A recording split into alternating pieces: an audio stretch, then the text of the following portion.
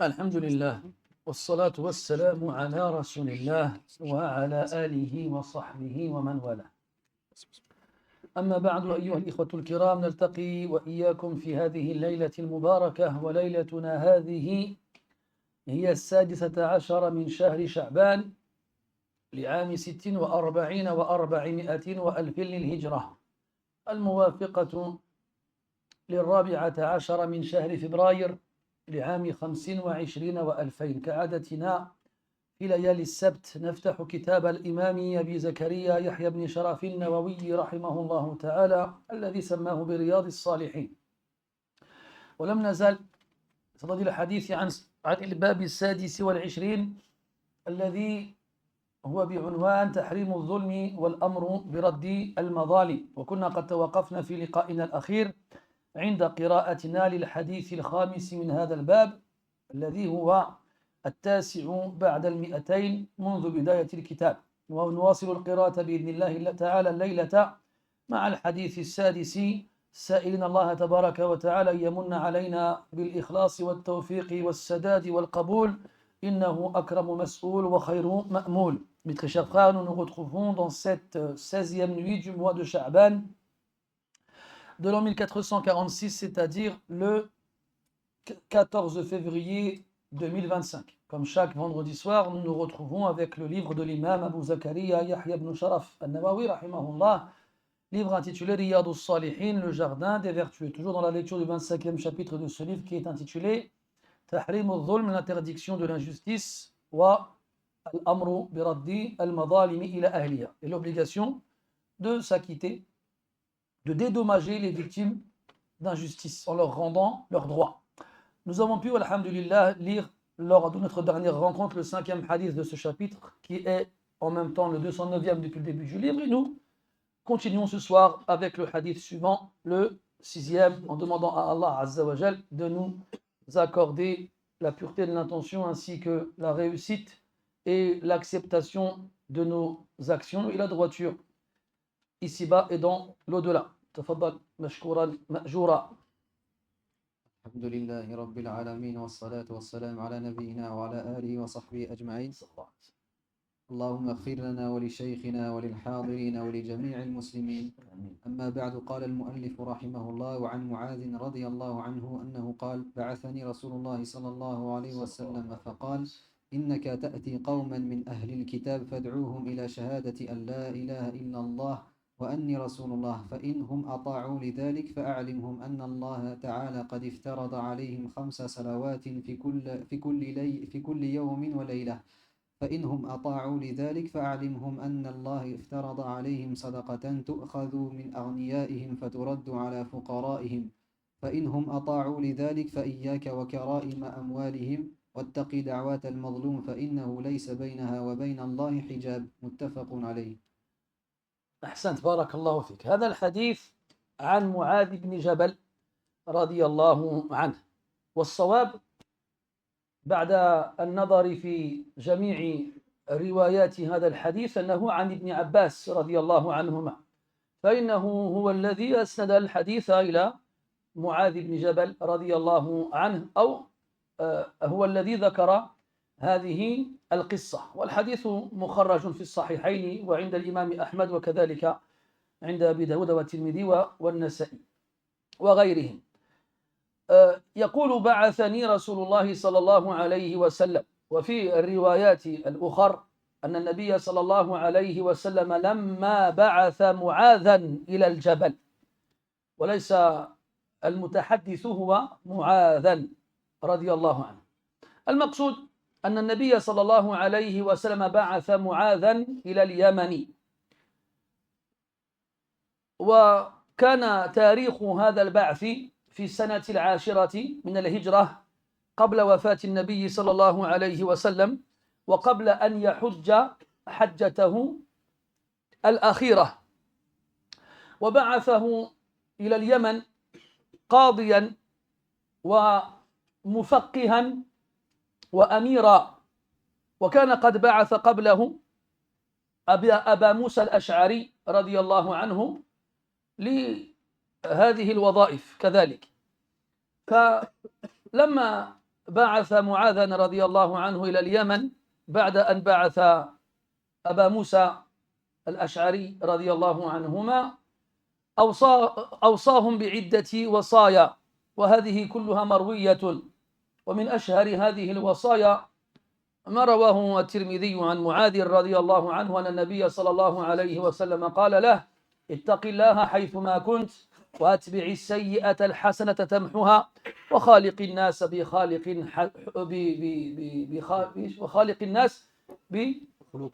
حسن. بارك الله فيكم. وروى الإمام أحمد رحمه الله تعالى عن معاذ رضي الله عنه أنه لما كان على وشك الخروج من المدينة خرج النبي صلى الله عليه وسلم معه وهو لم يزل يوصيه، والنبي صلى الله عليه وسلم يمشي على رجلين ومعاذ رضي الله عنه راكب.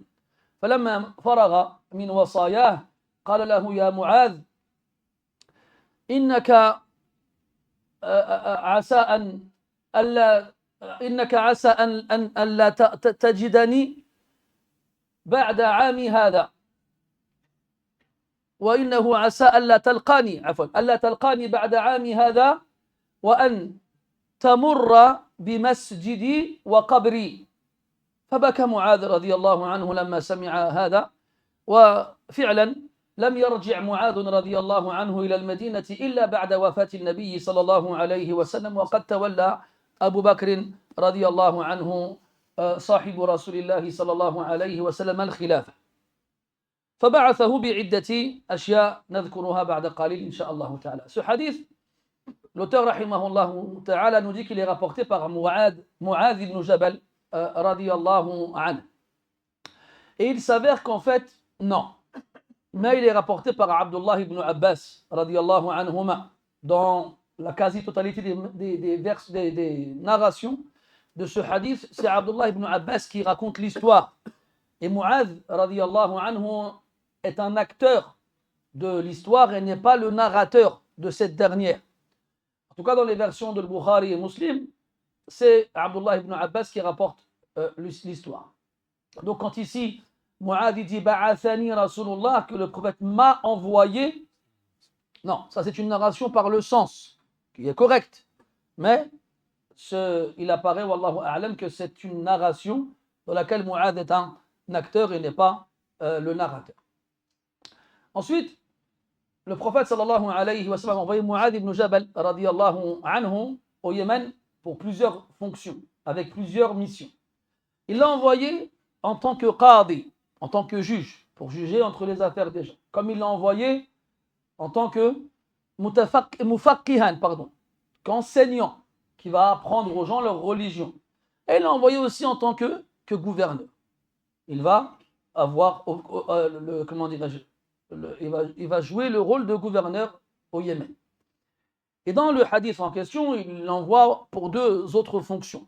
La première, appeler les gens à Allah Azza wa Jal, leur faire la da'wa. Et la seconde, en tant que percepteur.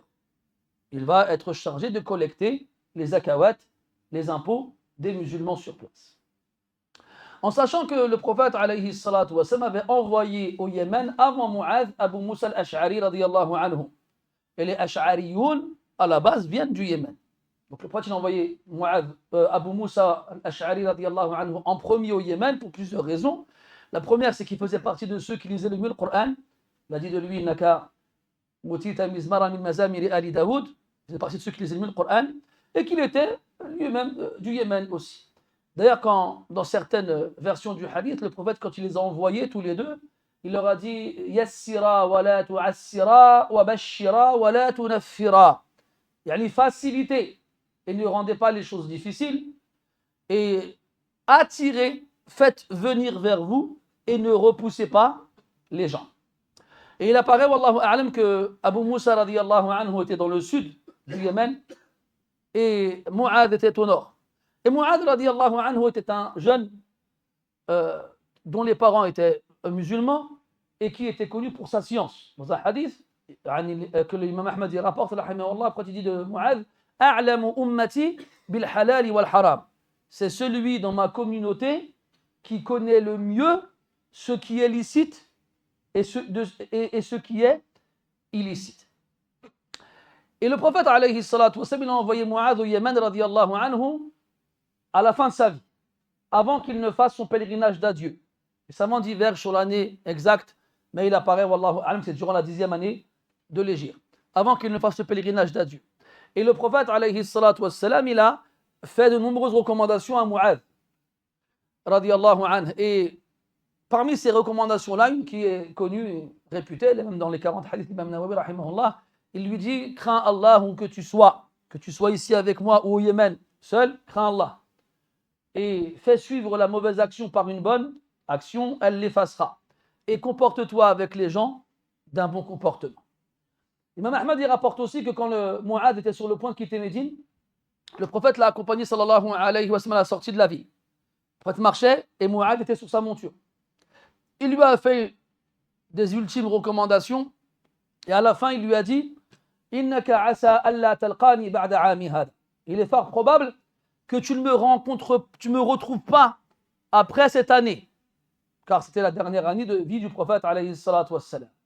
Et il lui dit, il est fort probable que la prochaine fois que tu viennes, tu passes devant ma mosquée et ma tombe. Et là, Mu'adh, radiyallahu anhu, il pleure, car il sait que ce sont les adieux. C'est la dernière fois qu'il voit le prophète, alayhi salatu wassalam. Et on avait vu ensemble un hadith dans lequel le prophète, sallallahu alayhi wa sallam, dit à Mu'adh, ya Mu'adh, inni uhibbuk. Oh Mu'adh, je t'aime. On a de nombreux hadiths où le prophète sallallahu alayhi wa sallam exprime l'amour qu'il a pour ses compagnons radiyallahu anhum de différentes façons. Et généralement, il ne disait clairement cet amour, il ne déclarait clairement que quand c'était des petits, des enfants. Quand il a dit al-Hassan al-Hussein, inni uhibbuhuma wa uhibbu man yuhibbuhuma, et des textes de ce genre-là.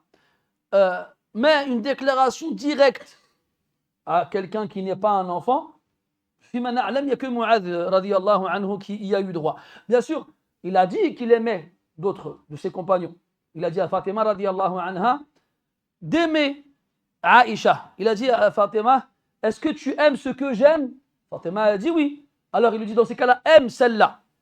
Donc là, il a dit directement qu'il aimait Aïcha radiyallahu anha. Comme il a dit à Amr ibn al-As radiyallahu anha, quand il lui a demandé qui aimes-tu le plus, il a dit Aïcha radiyallahu anha. Donc il a exprimé qu'il aimait Aïcha sans lui dire à elle directement inni uhibbouk. Et d'autres textes de ce genre-là. Mais le seul à qui il a regardé dans les yeux et il lui a dit uhibbouk, dans ce qui a été rapporté, c'est Mu'adh radiyallahu anhu.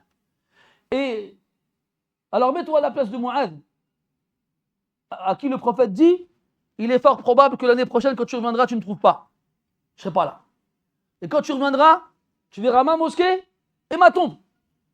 Comment Mu'adh va réagir à ce moment-là? Bien, tout ce qu'il a pu faire, c'est exprimer sa tristesse en pleurant. Et en pleurant à chaudes larmes. Et effectivement, Mu'adh radiyallahu anhu n'est revenu à Médine qu'un an après la mort du prophète, alayhi salatu wassalam, après que Abu Bakr radiyallahu anhu lui ait succédé en tant que calife. Donc, le prophète, il envoie Mu'adh radiyallahu anhu au Yémen. On a dit pour plusieurs raisons. Pour être juge, enseignant, gouverneur, percepteur des impôts et prêcheur. وهنا نرى أن النبي صلى الله عليه وسلم يختار في أصحابه من يناسب للمقام. Le prophète sallallahu alayhi wa sallam choisit dans ses compagnons radiyallahu anhum celui qui correspond le mieux à la situation. On a dit Mu'adh a'lamu an-nas bil halal wal haram. Abu Musa al-Ash'ari utiya mizmaran min mazamir ali Daoud. Des compagnons qui ont des caractéristiques spécifiques et qui vont les exploiter au mieux dans la mission qui leur est donnée. Et là, on voit qu'on n'envoie pas n'importe qui faire da'wah. Pour enseigner aux gens, il faut d'abord être préparé. Allah a dit dans le Coran وَمَا كَانَ الْمُؤْمِنُونَ لِيَنْفِرُوا كَافَّةً فَلَوْلَا نَفَرَ مِنْ كُلِّ فِرْقَةٍ مِّنْهُمْ طَائِفَةٌ لِيَتَفَقَّهُوا فِي الدِّينِ وَلِيُنْذِرُوا قَوْمَهُمْ إِذَا رَجَعُوا إِلَيْهِمْ لَعَلَّهُمْ يَحْذَرُونَ. Allah tabaraka wa ta'ala, dans ce verset de Surat At-Tawbah, il nous dit qu'il n'appartient pas, il ne convient pas à ce que tous les croyants partent en guerre. C'est seulement une partie d'entre eux restait afin de s'instruire dans leur religion pendant que les autres y partent. Et que quand les autres reviennent, alors ceux qui sont restés s'instruire pourront à ce moment-là leur transmettre ce qu'ils ont appris. طيب فقال إنك تأتي قوما من أهل الكتاب وأهل اليمن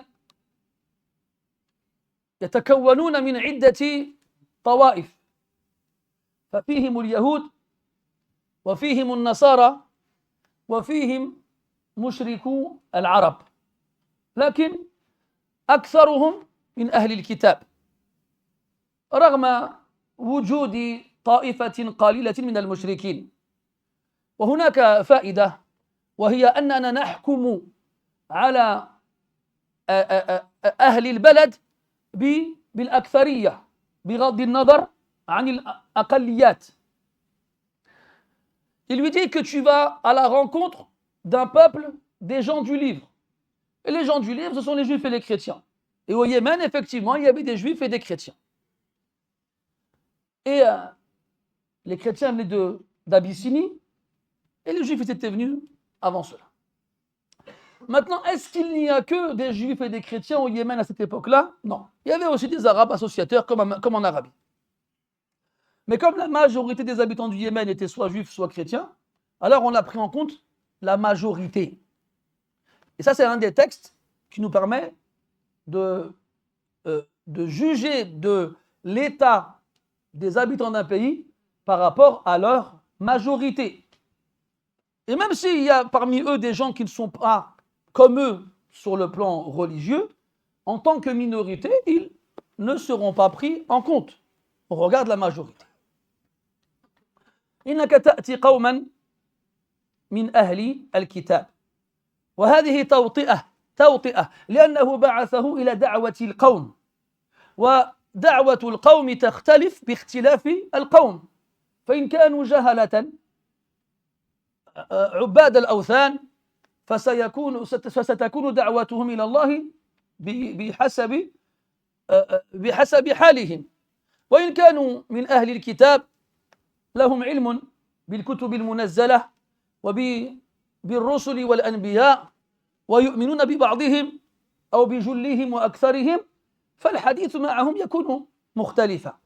Et là, le prophète, en l'informant alayhi salatu wassalam de la nature des gens auprès desquels il se rend, le prépare pour qu'il soit conscient des gens avec qui il devra parler. Car on va adapter la prédication en fonction de l'état de ceux qu'on va prêcher. On a donc des associateurs qui n'ont pas de livre, pas de prophète et qui adorent des statues et des idoles, qui sont ignorants et à qui il faut inculquer des éléments fondamentaux qu'ils n'ont pas. Le fait qu'Allah Azza wa Jal soit le seul à mériter l'adoration, qu'il ait fait descendre des livres et qu'il a envoyé des prophètes, etc., etc.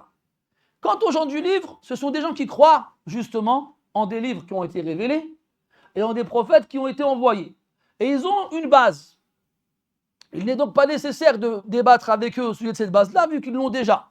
On va donc adapter la nature du prêche en fonction de leur état.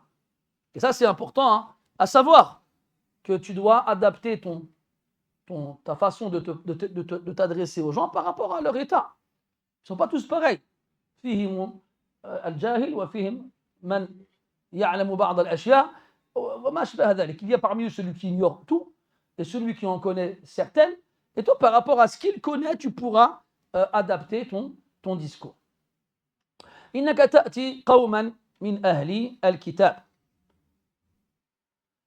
فادعوهم إلى شهادة أن لا إله إلا الله وأني رسول الله.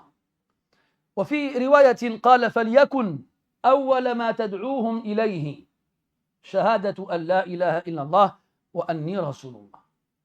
وهذا يقتضي أن يبدأ الداعي بالأهم فالأهم. وأول ما ينبغي أن يبني عليه الداعي دعوته التوحيد.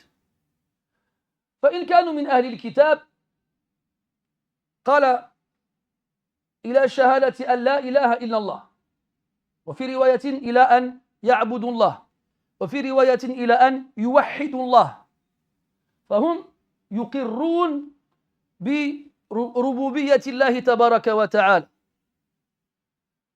وربما فيهم من يقر بوحدانيته فإن كانوا مقرين بوحدانية الله عز وجل فالذي يرفضون ولا يؤمنون به هو نبوة محمد صلى الله عليه وسلم فيجب عليه أن يركز على هذا الأمر وأن يدعوهم إلى أن يعترفوا بنبوة محمد صلى الله عليه وسلم أما المشركون فأمرهم مختلف فهم لا يقرون بوحدانية الله عز وجل وربما لا يقرون بربوبيته فسيركز دعوتهم على هذا الأمر الربوبية والألوهية فإذا أقروا بهما انتقل إلى الأمر الثاني إلى الركن الثاني من الشهادة وهو أن محمد رسول الله صلى الله عليه وسلم وهذا يؤكد ما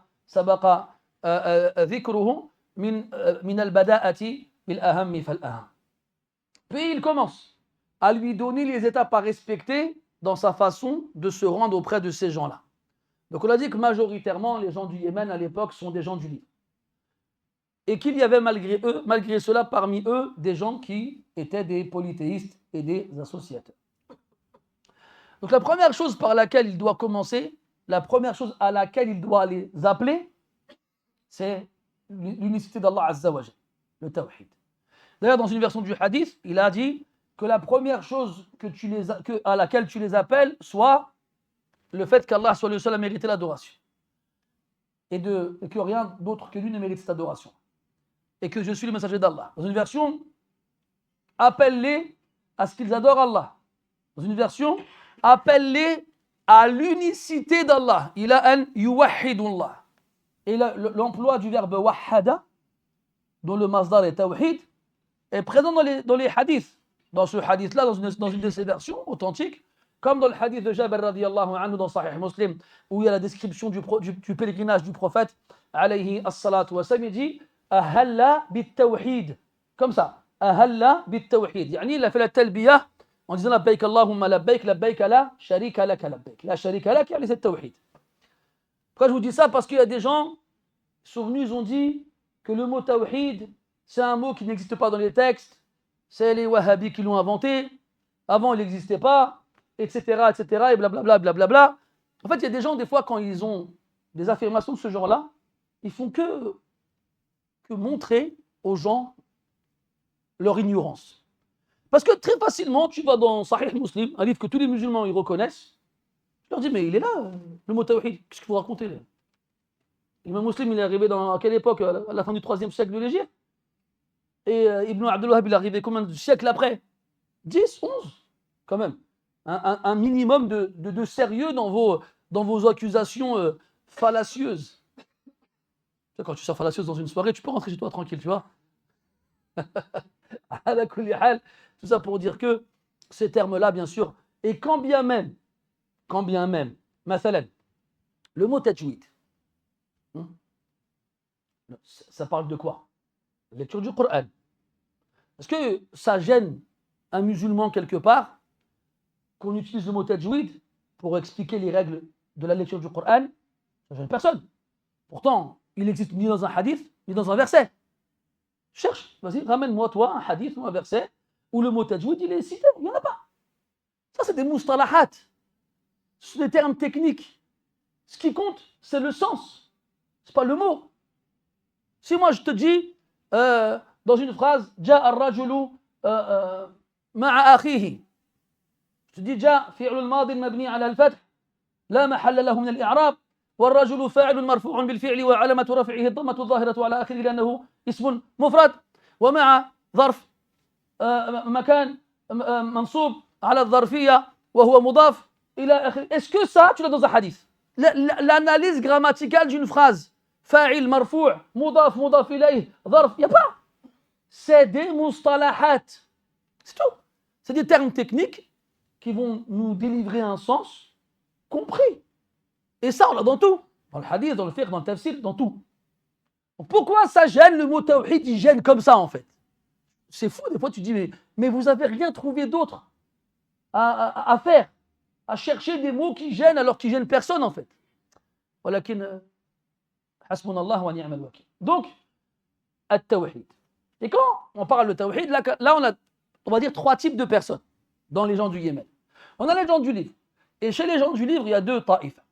Il y a ceux qui, malgré le fait qu'ils prétendent n'adorer qu'Allah Azza wa Jal, lui attribue des associés. Allah dit dans le Coran وَقَالَتِ الْيَهُودُ عُزَيْرٌ ابْنُ اللَّهِ وَقَالَتِ النَّصَارَى الْمَسِيحُ ابْنُ اللَّهِ. Les Juifs ont dit que Uzair était le fils d'Allah, et les chrétiens ont dit que le Messie était le fils d'Allah. Donc, ça c'est une partie, mais ils n'ont pas tous cette aqida. Il y a chez les Juifs, il y en a chez eux qui ne reconnaissent pas cela, comme il y en a chez les chrétiens qui ne reconnaissent pas cela.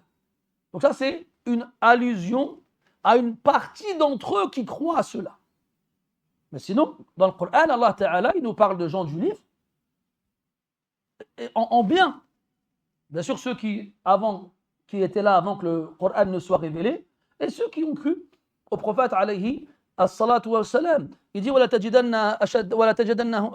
أَقْرَبَهُمْ مَوَدَّةً لِلَّذِينَ آمَنُوا الَّذِينَ قَالُوا إِنَّا نَصَارَى ذلك بأن منهم قسيسين ورهبانا وأنهم لا يستكبرون وإذا سمعوا ما أنزل إلى الرسول ترى أعينهم تفيض من الدمع مما عرفوا من الحق الآية.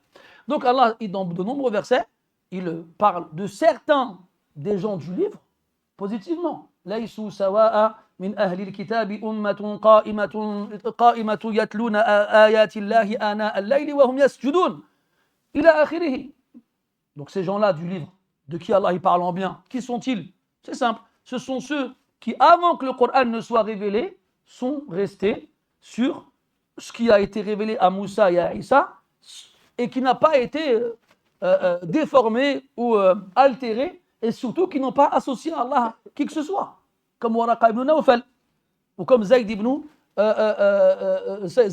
Amr ibn Nufayl et akhiri. Les mouwahidines qui ont vécu avant que le prophète ne soit envoyé à l'humanité. Donc on a des gens du livre qui ne font pas de shirk, ça restait malheureusement une certaine minorité. On a des gens du livre qui font du shirk, un shirk qui n'est pas comme le shirk des mouchriquines, bien entendu. Et on a les mouchriquines. Donc eux, quand on les appellera au tawhid, il faudra prendre en compte leur état. Les gens du livre qui ne font pas de shirk, on les appellera à quoi? À croire au prophète sallallahu alayhi wa sallam. Les gens du livre qui font du shirk, on les appellera à n'adorer qu'Allah azza wa jal et à délaisser leurs idoles et leurs associés. Quand ils ont accepté, on passe à la deuxième étape de croire au prophète sallallahu alayhi wa sallam, car ils ne croient pas en lui. Et enfin les mouchriquines qui eux ne croient ni au fait qu'Allah Ta'ala soit le seul à mériter l'adoration, ni à des prophètes envoyés, ni à des livres révélés.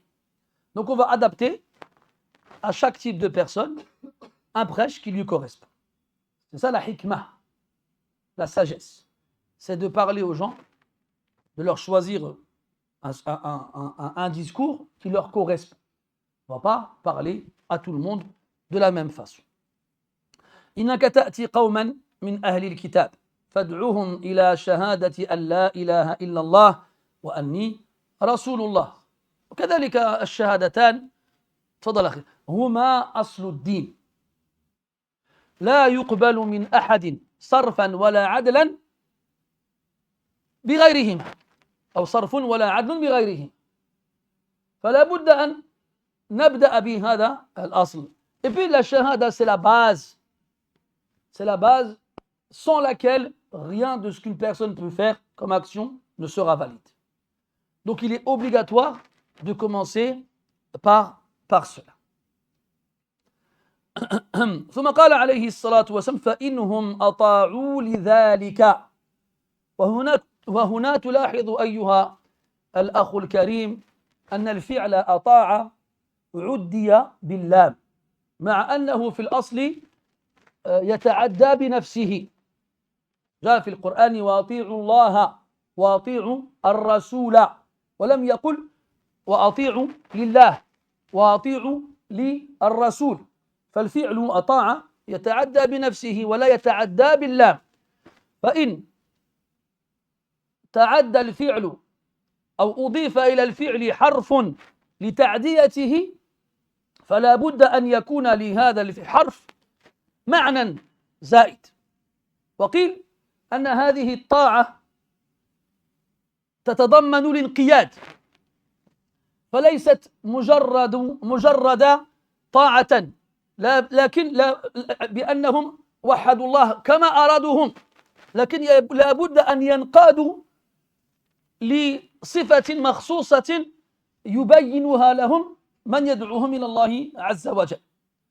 Puis ici, on a une subtilité d'ordre linguistique dans la construction de la phrase, avec le verbe ata'a. Ata'a qui veut dire obéir.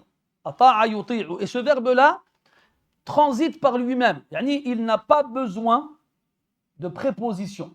On va dire Man ata'a Allah ou Man ata'a ar-rasula faqad ata'a Allah dans le verset. Celui qui a obéi au messager, en arabe, on a besoin d'un adverbe. En français, on a rajouté au. Celui qui obéit au messager, c'est comme s'il avait obéi à Allah. Mais en arabe, on n'a pas besoin de préposition entre le verbe et son complément. Ata'a kada. Ici, il a dit فَإِنْهُمْ أَطَاعُوا لِذَلِكَ. Il a rajouté une préposition. Si ils obéissent à cela. Ce rajout de la préposition, il n'est pas anodin. Ce n'est pas pour rien qu'on l'a rajouté. Et comme, en général, lorsqu'on va attribuer à un verbe une préposition dont il n'a pas besoin à la base, c'est pour lui rajouter un sens supplémentaire. Parce que si on les appelle à n'adorer qu'Allah Azza wa Jal, et à reconnaître que Mohammed est son prophète et messager, alayhi salatu wassalam, ils doivent pas seulement l'accepter, ils doivent s'y soumettre, s'y conformer. Ça veut dire qu'ils doivent y obéir, mais pas comme eux ils le veulent. On ne leur demande pas obéissez et faites comme vous voulez. Non, obéissez comme vous devez obéir. Ça veut dire qu'on doit leur expliquer comment croire en Allah Azza wa Jal. Comme Allah a dit dans le Coran, fa'alam annahu la ilaha illallah. Fa'alam. Allah il leur donne à ce qu'on sache la ilaha illallah, qu'on comprenne son contenu et qu'on l'exécute et qu'on l'applique correctement, tel qu'Allah il veut subhanahu wa ta'ala. C'est ça qui est voulu ici. Al-inqiyad. Al-inqiyad, la soumission. Se laisser conduire. Comme un animal qui a des rênes. Je ne sais pas si vous avez déjà vu des vidéos qui tournent sur YouTube. On a un cheval ou un animal de ce genre-là, avec des rênes au niveau de la mâchoire. On la prend et je ne sais plus comment il faisait. Il plantait un bâton comme ça et il mettait la corde au niveau du bâton, sans la nouer. C'est que l'animal, il a juste à bouger la tête pour que la corde elle sorte de là où elle est, et puis il peut partir. Mais lui, le simple fait qu'il voit la corde dans le bâton, ça y est, pour lui, il est attaché. Résultat, il bouge, il ne cherche même pas à s'enfuir, et il reste là où on l'a laissé. Al-inqiyad, c'est se laisser faire, se laisser conduire. Quand tu prends le bus, est-ce que tu fais attention à la façon de conduire du chauffeur? Est-ce que tu regardes, est-ce qu'il s'est arrêté au stop? Est-ce qu'il a respecté la priorité? Est-ce qu'il n'a pas grillé un feu rouge? Tu t'en fiches, tu te laisses conduire. Parce que toi, tu sais que lui va t'amener là où tu veux aller. Tu te laisses conduire. Que ce soit le chauffeur de bus, que ce soit le pilote d'avion, que ce soit n'importe quel véhicule dans lequel tu vas te rendre, tu vas te laisser conduire par le chauffeur. Al-inqiyad, c'est se laisser conduire. C'est ça. Et pour se laisser conduire, il faut accepter la façon de faire. Il ne faut pas faire comme on veut nous. C'est ça qui est visé ici. C'est obéir, d'accord. Comme des gens disent, moi j'obéis, mais je fais ce que je veux. Non. C'est pas ça l'obéissance. L'obéissance, c'est d'exécuter l'ordre comme on veut qu'il soit exécuté. فإنهم أطاعوا لذلك فأعلمهم أن الله قد افترض عليهم 5 صلوات في كل يوم وليلة. إنهم أطاعوا وانقادوا لذلك، أي بربوبية الله ووحدانيته وألوهيته وعبادته وبنبوة محمد ودعوته، فأعلمهم أن الله تبارك وتعالى قد افترض عليهم، أي جعل عليهم هذا الأمر فرضا حتما لازما واجبا. وهنا لم يعين جنس المأمور به، فيشمل الجميع، الرجال والنساء والأحرار والعبيد والأغنياء والفقراء والأصحاء والمرضى، ليس هناك استثناء ما عدا طبعا غير المكلفين، هم مستثنون من جميع العبادات وليس فقط من الصلوات. أن الله قد افترض عليهم 5 صلوات، وهذه الصلوات هي صلوات اليوم والليل: الفجر والظهر والعصر والمغرب والعشاء. وهذا مما يستدل به العلماء على أن الوتر ليس بواجب، لأنه قال 5 صلوات، ولو قلنا بفرضية صلاة أخرى للازم أن تضاف إلى هذه ال5 فتصير 6، وليس الأمر كذلك. وفي حديث الإسراء والمعراج أخبر النبي صلى الله عليه وسلم أن أول الأمر كان فيما يتعلق بفرضية الصلاة أنها كانت 50، ثم خفف الله عز وجل عن عباده فجعلها 5. وفي حديث آخر قال عليه الصلاة والسلام: 5 صلوات في اليوم والليلة من أداها وحافظ عليها كان حقا على الله، أو كانت له نورا ونجاة وبرهانا يوم القيامة، إلى آخر الحديث. فهذه الأحاديث كلها تدل على أن الصلوات المفروضة لا تزيد عن 5 صلوات في اليوم والليلة. طبعا لو قال قائل: وما بال صلاة الجمعة؟ قلنا أنها تأتي عوضا عن صلاة الظهر، فالذي يصلي الجمعة لا يصلي الظهر، والذي يصلي الظهر لا يصلي الجمعة، فلا يضيف إحداها إلى الأخرى، فيبقى الجميع أو المجموع 5. Puis il a dit alayhi salatu wassalam: si ils obéissent à cela, alors informe-les qu'Allah Ta'ala a rendu obligatoire pour eux. Et là, il a dit alayhim pour eux sans préciser la nature de ceux qui sont concernés par l'ordre. Ce qui veut dire que l'ensemble des gens, en fonction de leur nature, sont concernés par cette obligation. Que ce soit des hommes, ou des femmes, ou des riches, ou des pauvres, ou des esclaves, ou des gens libres, ils sont tous concernés, qu'ils soient malades ou en bonne santé, résidents ou voyageurs, ils sont tous concernés par cette obligation. Bien sûr, la seule exception, ce sont ceux qui ne sont pas mukallaf, qui ne sont pas chargés, qui ne sont pas responsables de leurs actes. Les enfants avant leur puberté, et ceux qui dorment jusqu'à ce qu'ils se réveillent, et les personnes qui n'ont pas dépourvu de raison jusqu'à ce qu'ils la retrouvent. Eux, ce n'est pas seulement dans la prière qui ne sont pas concernés, mais dans les obligations de façon générale. Alors, cette obligation les concerne tous à partir du moment où ils reconnaissent l'unicité d'Allah Azza wa Jal, et ils reconnaissent son droit absolu et ultime à l'adoration, et ils reconnaissent la prophétie de Muhammad sallallahu alayhi wa sallam et l'obligation de lui obéir et de le suivre. Quand ils ont reconnu cela, alors ils doivent savoir qu'Allah tabaraka wa ta'ala leur a rendu obligatoire 5 prières. Et là, il a précisé un nombre, 5. Et à partir de là, les savants, ils disent qu'il n'y a pas d'autres prières obligatoires en dehors de la prière, des 5 prières quotidiennes. Des prières de la journée et de la nuit. As-subh, al-dhuhr, al-asr, al-maghrib, al-isha. Ce qui exclut tout le reste. Salat al-Eid, salat al-Kusuf, salat al-Istisqa, salat al-Tarawih, salat al-Witr. Même si le witr, comme les savants disent, c'est la prière la plus importante dans les prières facultatives. Elle n'est pas obligatoire. Sauf chez Abu Hanifa, rahimahullah, qui voyait qu'elle était obligatoire. Mais, en dehors d'Abu Hanifa, rahimahullah, et des savants qui ont partagé son avis, la grande majorité des savants ne considèrent pas la prière de witr comme étant obligatoire. Et ils se basent sur ce genre de texte, qui précise que les prières obligatoires sont au nombre de 5.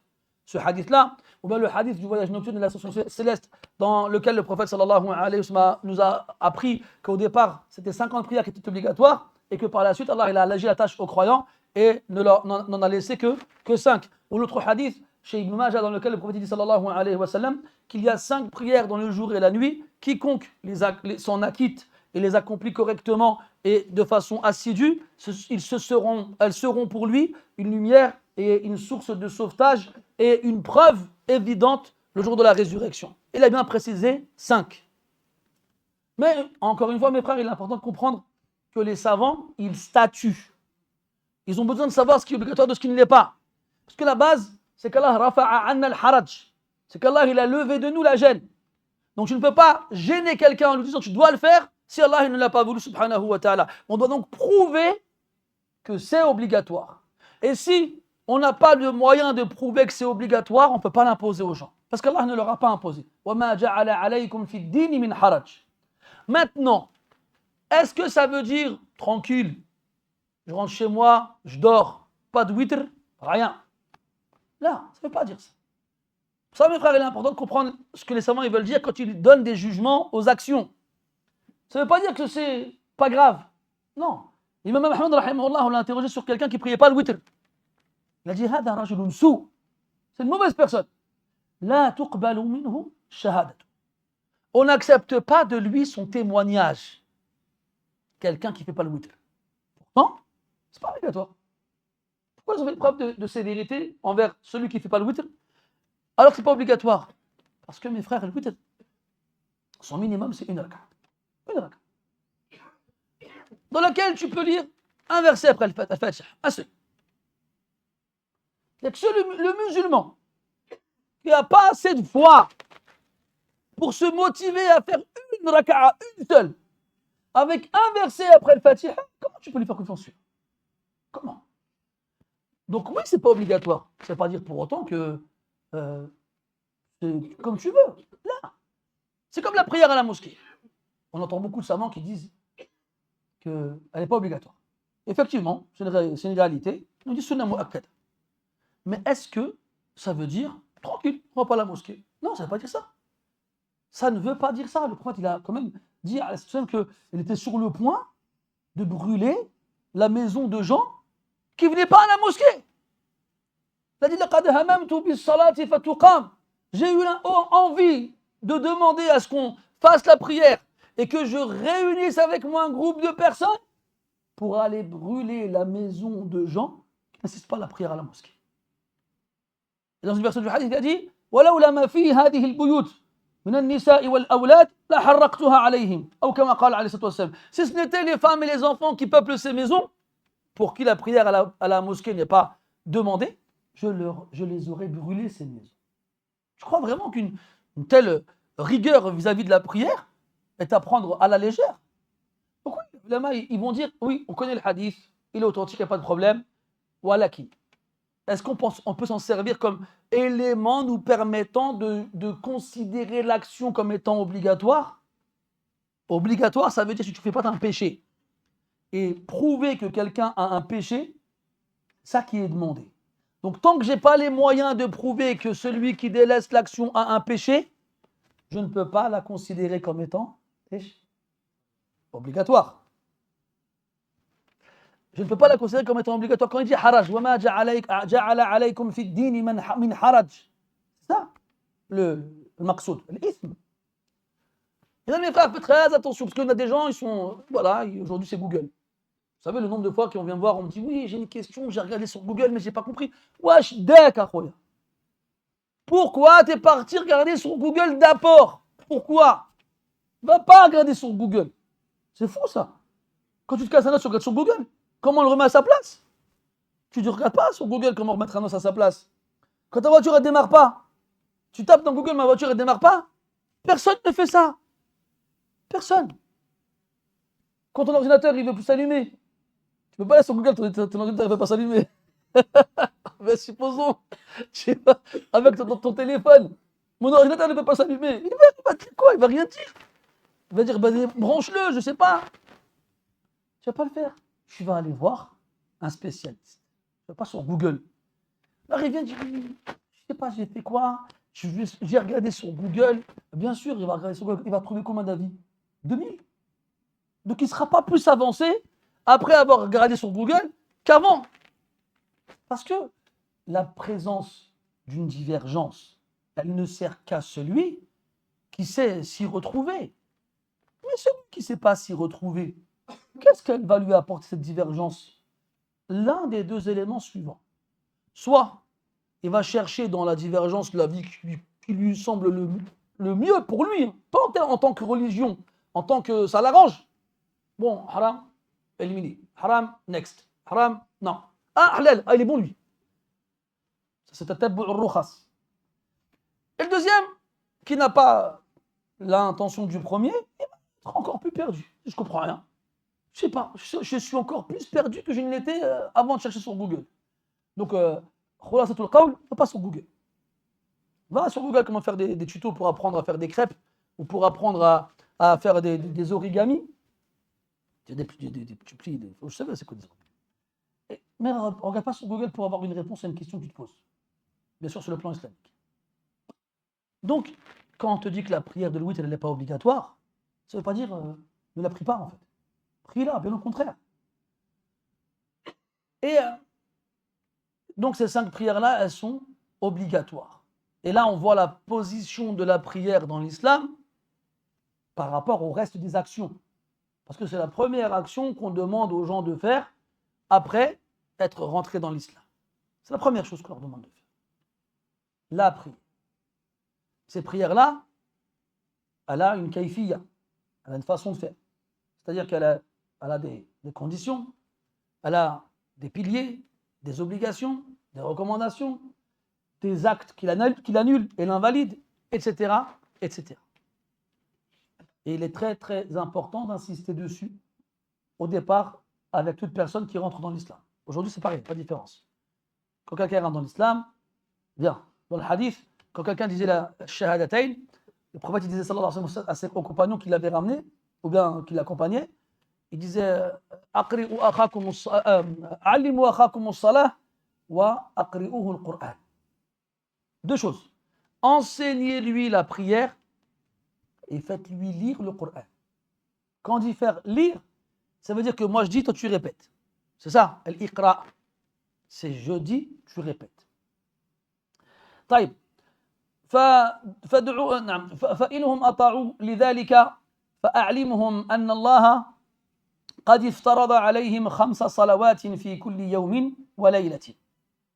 Dans tous les jours et toutes les nuits, cette adoration-là, de par sa particularité, et de par le fait qu'elle concerne tout le monde, n'a pas d'exception. C'est-à-dire qu'il n'existe pas un cas où tu es exempté de la prière, sauf la femme indisposée.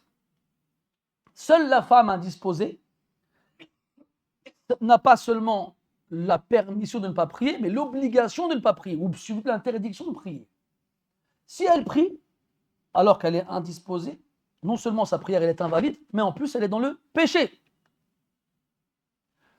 Et si tu me dis, mais el jounoub aussi, il n'a pas le droit de prier. Le jounoub, c'est l'homme qui est en état d'impureté majeure, ou la femme, kadalika. On dira oui, mais lui, il devra la refaire quand il sera pur. Et il devra se purifier le plus vite possible. Et s'il n'a pas de quoi se purifier, alors il priera même ainsi. Contrairement à la femme indisposée. Et on joindra à la femme indisposée la femme qui vient d'accoucher. Hein, al-nufasa, la femme qui est en état de lochi. Donc, fi kulli yawmin wa layla. Pas de vacances. Il n'y a pas d'RTT. Il n'y a pas de jour férié. Là, on arrive au Ramadan, là. Les saisonniers vont revenir. Hein? Les intérimaires. Bah, tous les ans, il y en a, on est d'accord. D'où ils viennent tous ces gens-là? Qui sont-ils? Il faudrait leur dire, tu peux remplir une fiche d'inscription pour qu'on garde contact après l'Eid. Ça fait de la peine. C'est le jour pendant les nuits du Ramadan, la mosquée elle est pleine. Plein de monde. Tu dis, Masha'Allah, t'es content. Après l'Eid, le Dhuhr de l'Eid. Pas peine d'aller loin, hein, parce que l'Eid c'est encore plus rempli qu'en temps normal. Alors le Dhuhr de l'Eid, ça y est, la mosquée pleure, ils sont tous ces gens-là. Ça y est, la mosquée, là. Donc il faut leur dire, fi kulli yawmin wa layla. C'est comme on entend des fois des jeunes dans la cité, même. Des fois, pas forcément des jeunes, hein. Des gens d'un certain âge, ils prient que le Jumu'ah. Hein. Ils prient que le Jumu'ah. D'accord. Là, voilà, j'entends des gens qui disent des fois, Foulan, il prie que le Jumu'ah, il vient que le Jumu'ah. Fi kulli yawmin wa layla. Dans chaque jour et chaque nuit. Dans un hadith, le Nabi sallallahu alayhi wa sallam parle de la prière de l'Asr. De la prière de l'Asr. Il dit celui qui rate la prière de l'Asr, فَكَأَنَّمَا وَتِرَ أَهْلَهُ وَمَالَهُ. Il dit celui qui rate la prière de l'Asr volontairement, c'est comme s'il avait perdu tous les membres de sa famille et tout ce qu'il possède comme bien matériel. Juste la prière de l'Asr, un jour. Qu'est-ce qu'on doit dire alors de gens qui ne la font pas pendant des jours et des jours? Des gens qui prient qu'une fois par semaine, la prière de Jumu'ah, ou des gens qui prient une fois dans l'année, pendant le mois de Ramadan. Et qu'est-ce qu'on doit dire alors de ceux qui ne prient pas du tout? Pas du tout. وإذا سألته عن دينه قال لك أنه من المسلمين. إسلامك أو يا هذا. Subhanallah, quand tu lui demandes de quelle religion il est, il te dit je suis musulman. Tu es musulman dans quoi en fait? Où? Allah dit dans le Coran فإن تابوا وأقاموا الصلاة وآتوا الزكاة فإخوانكم في الدين. هذا المنطق. فما هو المفهوم؟ إن يفعلوا ذلك فليسوا بإخوانكم في الدين. Allah dit quoi dans le verset? S'ils se repentent, accomplissent la prière et s'acquittent de l'impôt obligatoire, alors ce sont vos frères dans votre religion. Ça, c'est ce qui est dit explicitement. Et nous, on comprend qu'implicitement, s'ils ne font pas cela, ils ne sont pas nos frères fidèles. على كل حال فإنهم فإنهم أطاعوا لذلك فأعلمهم أن الله قد افترض عليهم 5 صلوات في اليوم والليلة. فإنهم أطاعوا لذلك فأعلمهم أن الله قد افترض عليهم صدقة تؤخذ من أغنيائهم فترد على فقرائهم. ثم جاء الأمر الثالث وهو الأمر بأداء الزكاة وسماها صدقة لاشتمالها على الصدقة المفروضة وغيرها. لكن لم يكن النبي صلى الله عليه وسلم يبعث الجبات لأجل أخذ الصدقة التي ليست بمفروضة. بسم الله.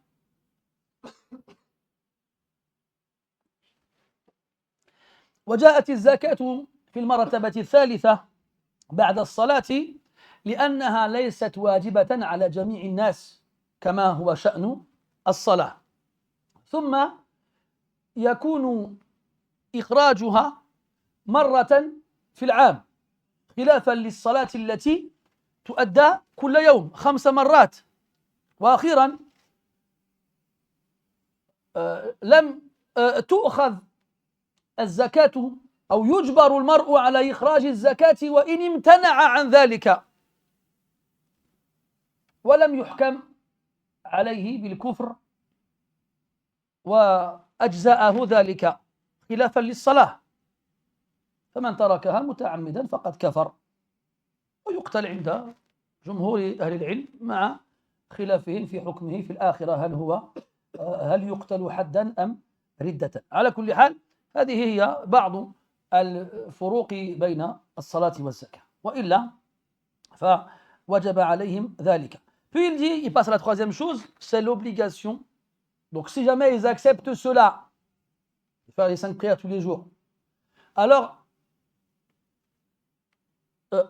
informe-les qu'Allah a rendu obligatoire pour eux une aumône, sadaqat. Et là, le mot sadaqa est un mot général qui englobe ce qui est obligatoire, az-zakah, de ce qui ne l'est pas. Mais ici, ce qui est visé, c'est ce qui est obligatoire. Parce que le prophète sallallahu alayhi wa sallam ne va pas envoyer des percepteurs pour récolter des aumônes qui ne sont pas obligatoires. Donc il va envoyer des percepteurs. C'est d'ailleurs une des fonctions, une des raisons pour lesquelles le prophète il a envoyé Mu'adh au Yémen radiyallahu anhu, pour récolter les impôts obligatoires, c'est-à-dire la zakah. Et dans le Coran, Allah il appelle zakah sadaqa.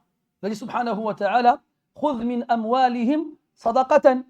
Il a dit aussi subhanahu wa ta'ala, innama sadaqatu lil fuqara'i wal masakin. Et dans d'autres versets, wa aqimus salata wa atu az-zakah.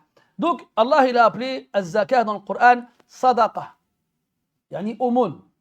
Et la sadaqa tire son origine sémantique ou étymologique du verbe sadaqa qui veut dire vrai, être véridique, sidq.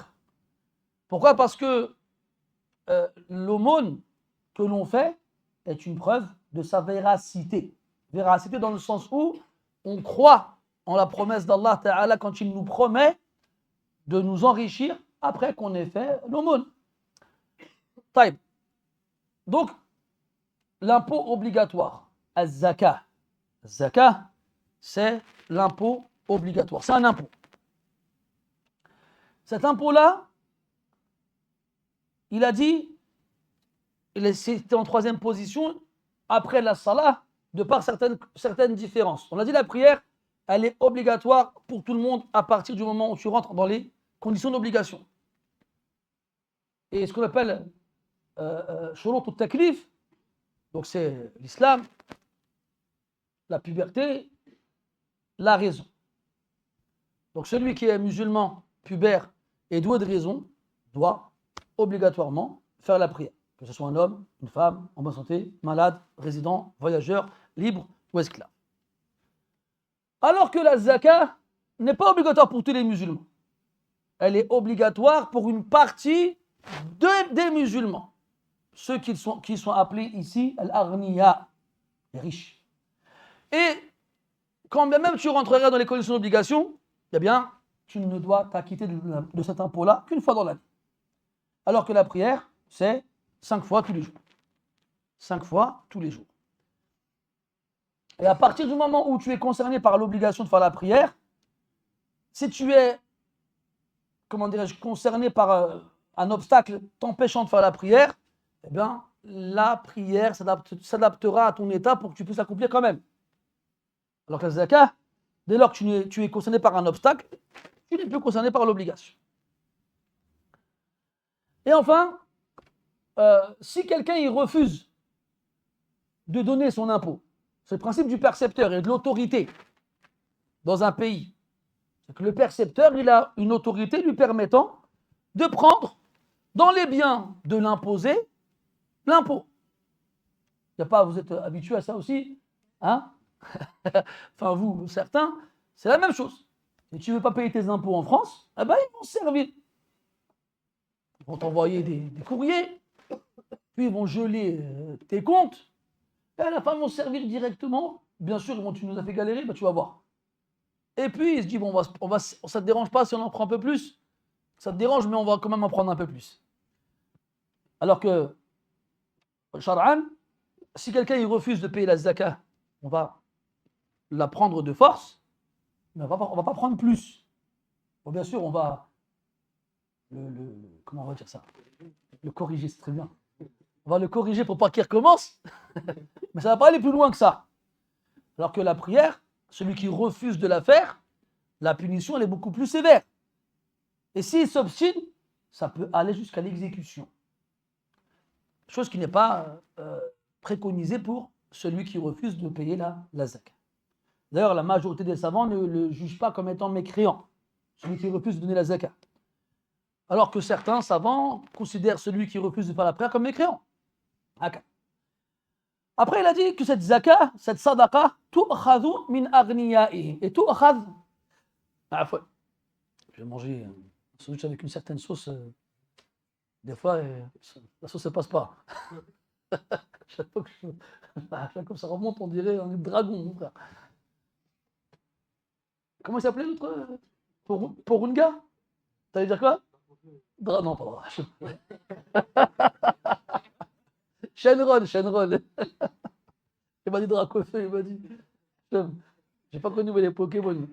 Enfin, j'ai connu pour mes enfants, mais pas pour moi. Bismillah. Bref, je dis des bêtises, après je me perds. Qu'est-ce que je disais, Amine? Toi qui rigole bien, tu rigoles bien. Hein. Ça m'arrête des blagues, hein. Mais attends. Amine. Ah, tu t'es perdu, hein. C'est Dracofeu qui t'a perdu ou c'est Shenron? Ouais, Hamza. Sainte. C'est pas là-dessus que je me suis arrêté, mais Inch'Allah. Tout akhadou. Non. Tout akhadou. Qu'est-ce qu'on constate de tout akhadou? Que le verbe il est conjugué à la voix passive.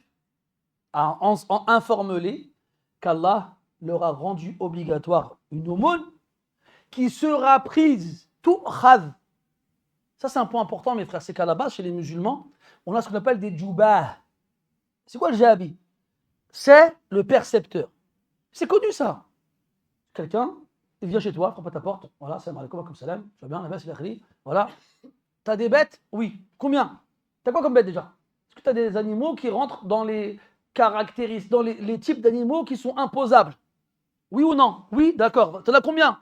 Si t'en as moins que le nisab, en dromadaire, en bovin, en ovin, etc., si t'en as moins que le minimum obligatoire, il n'y a pas de zakat. Salam alaikum. Si jamais tu arrives au seuil obligatoire, tu nous dois un mouton, ou bien tu nous dois un veau, ou bien tu nous dois un dromadaire d'un certain âge, 1 an, 2 ans, 3 ans, ça dépend le nombre de bêtes que tu as. Si tu as des terrains, pareil, on va regarder ce que tu cultives. Si tu as de l'or et de l'argent, ou bien aujourd'hui un compte en banque avec de l'argent de côté, on va regarder tu as combien de côté, et pendant combien de temps, et wahakad. Dans un état digne de ce nom, on a des percepteurs qui vont être chargés d'aller récolter, si le terme est exact, les impôts des gens. Comme on fait en France, il n'y a aucune différence à ce niveau-là. Bon, nous, en France, en tant que musulmans, on est livrés à nous-mêmes. Il n'y a pas de percepteurs musulmans qui viennent nous voir et nous demandent est-ce qu'on a une zakat à sortir. Mais ça ne veut pas dire pour autant qu'on est exempté. D'accord? Si la démarche officielle est d'être, comment dirais-je, d'être interpellé par un percepteur qui va s'occuper de faire les calculs et ainsi de suite, ben nous, on doit se débrouiller, mes frères. Vous savez le nombre de fois aussi où des gens viennent me voir, oui, j'ai 6 ans de retard, ou ça, j'ai jamais payé la zakat. T'as quel âge toi? J'ai 40 ans. Mais tu l'as jamais payé parce que tu ne pouvais pas la payer? Ah si, moi j'ai une boîte, j'ai des voitures, j'ai des pizzerias, j'ai je sais pas combien d'argent de côté. Ouais, c'est maintenant que tu te réveilles en fait. C'est maintenant que tu te réveilles. Quand on était en 5e, au collège Claude Debussy, quelqu'un connaît le collège Claude Debussy? Il n'est pas loin d'ici en plus. Forcément, tu le connais. Ben oui. Et en histoire géo, je vais même vous dire le nom d'un prof parce que je m'en rappelle, on a vu l'islam. Et dans la leçon qu'ils nous ont enseignée, il y avait les 5 piliers de l'islam. Et dans cette leçon-là, je me rappelle encore parce que la page était verte. Le vert, c'est la couleur de l'islam. Il y avait la zakat, un impôt obligatoire annuel. Et tu viens me dire à moi, aujourd'hui, en 2025, avec un Google dans tes poches, que tu vas voir pour un oui, pour un non, que monsieur n'était pas au courant qu'il fallait sortir la zakat. Tu te moques du monde ou quoi là? Est-ce que tu penses vraiment que ton excuse, elle est valable? Et quand bien même on accepterait de dire que tu es un ignorant, mais ton ignorance n'est pas une excuse. Tu es négligent. Muqassir. Tu es muqassir. Et ta négligence ne lève pas l'obligation. Ce qui veut dire que toutes les années où tu étais imposable et où tu n'as pas sorti la zakat se cumulent et que tu dois donc t'en acquitter. Et après, il y en a, moi, ça m'a déjà arrivé, quand je parle de ça, c'est des expériences de gens qui sont venus me voir en plein de voix. Hein. Ils me disent, ouais, mais t'as vu, c'est galère. Et alors, c'est ta faute, regarde. C'est ta faute. Te plains pas de la difficulté du résultat de ta négligence. C'était des sérieux. tu aurais payé en temps et en heure. Il n'y aurait pas de galère à aller chercher dans tes relevés de compte ce que tu as gagné sur un an pour voir si tu étais toujours, comment dirais-je, au seuil imposable, oui ou non, etc. C'est ta faute, ne te plains pas. C'est comme quelqu'un, il y a longtemps, je me rappelle, il me téléphone, il me dit, wesh, frère, ça va bien, et tout ça. Il me dit, voilà, moi et ma copine, comme ça, normal, hein, là, je te le répète comme il l'a dit. Moi et ma copine, voilà, t'as vu, on est bien et tout ça, et puis elle est enceinte, il faudrait que je fasse le halal, est-ce que tu peux nous marier? Je fais, attends. Revenons au début. Déjà, je ne suis pas ton pote, je ne me dis pas wesh, d'accord? Tu n'appelles un imam pour avoir un avis juridique, un minimum de respect, d'accord? Ensuite, tu me dis sans aucune gêne que tu as fait zina, comme si tu partais chez le médecin parce que tu avais un bouton qui avait poussé dans ton coude, en fait. Tu as fait zina, mon frère. Tu as fait un grand péché. Tu as fait un péché tellement grave qu'au moment où tu l'as fait, la foi t'a quitté. Tu as fait un péché qui met Allah en colère contre toi. Tu as fait un grand péché et tu m'en parles comme si tu n'avais rien fait, en fait. Est-ce que tu es conscient de la gravité de ton acte ou pas, en fait là? Et pour finir, je lui dis, elle est enceinte. Tu ne peux pas te marier avec elle. On ne se marie pas avec une femme enceinte. Tu dois attendre qu'elle accouche. Après, bien sûr, avoir fait taouba. Parce qu'on n'épouse pas une fornicatrice. Comme une femme n'épouse pas un fornicateur. الزاني لا ينكح إلا زانية أو مشركة والزانية لا ينكحها إلا زان أو مشرك وحرم ذلك على المؤمنين. C'est le Coran. Mais est-ce que tu penses que ces gens lisent le Coran? Bref, elle a dit quoi? Non, sérieux? Oh, relou. Comme ça. Ne me dis pas relou parce que j'ai fait zina. Oh mince, je voulais me marier avec elle, comment? C'est chaud. Bref, c'est galère, c'est relou, ça. Mais t'as cru en plus de ça? Mais c'est pas grave, t'as fait zina. T'as mis une fille enceinte. Mais allez, viens, on va te marier, on va t'ouvrir les portes, on va te faciliter, on va te rendre la vie. Ah, puis tu veux qu'on facilite en plus? Je fais remercier Allah d'avoir échappé au coup de fouet, là. Oh, dommage, c'est galère. Ah, je te jure, des fois, j'ai des idées noires qui me remontent à la surface. Les ambiances des 3000 dans les années 80. C'était pas des bonnes ambiances. Voilà. Il est sérieux. Est-ce qu'il est sérieux? Mais ça, ce genre d'histoire que je viens de vous raconter, mais j'en ai eu je peux vous en raconter des dizaines. Lui encore, dans son effronterie, non, ce mot existe. Bon, dans son toupet, son audace, il m'a appelé au téléphone. Moi, j'en ai, sont venus voir face to face. Ça, il m'a dit quoi? Il m'a dit, vas-y, de toute façon, je vais voir un autre imam, je lui donne un billet, il va me marier. Comme ça. Je lui dis, mais va à la Mecque. Va voir l'imam de la Mecque. Donne-lui ce que tu veux. Et marie-toi. Ton mariage, il est bâté. On n'épouse pas une femme enceinte. Je crois que l'imam de la Mecque, ou un imam digne de ce nom, ne te mariera pas, frère. Même avec le billet que tu veux. Hein. Moi, on m'a pas proposé de billet. Je sais pas, j'ai une tête apparemment qui dissuade les gens de proposer des billets. Hein. Les frères, vous pouvez. Hein. Bref, tout ça pour dire que c'est quoi ce degré-là? Donc ne croyez pas, mes frères, parce qu'on est dans un pays où il n'y a pas de charia, il n'y a pas de hukam musulmans, il n'y a pas de qudat, ila akhirihi, que c'est freedom, libertad. Là, mes frères, ça ne marche pas comme ça. Nous, on est responsables de nous-mêmes. Et le fait qu'il n'y ait pas d'autorité qui nous impose les choses ne nous exempte pas des choses. Et quand on arrivera devant Allah Azza wa Jalla, on devra répondre de tout ça, mes frères. De tout ça. Il a dit tu'khadhu min aghniya'ihim. Al-aghniya, les riches. C'est comme ça qu'on le traduit. Al-aghniya. Mais là, on parle de ceux qui sont éligibles à l'impôt, à l'obligation de l'impôt.